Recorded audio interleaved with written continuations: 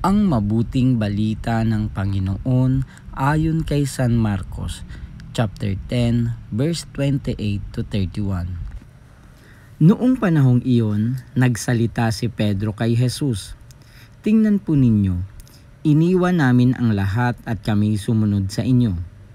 Sinabi ni Jesus, tandaan ninyo ito, ang sino mang mag-iwan ng bahay o mga kapatid, ina, ama, mga anak, mga lupa dahil sa akin at sa mabuting balita ay tatanggap ng makasandaang ibayo sa buhay na ito. Mga bahay, mga kapatid, mga ina, mga anak at mga lupa, ngunit may kalakip na pag-uusig at sa kabilang buhay ay magkakaroon ng buhay na walang hanggan. Ngunit maraming nauuna na magiging huli at maraming nahuhuli na magiging una. Ang mabuting balita ng Panginoon.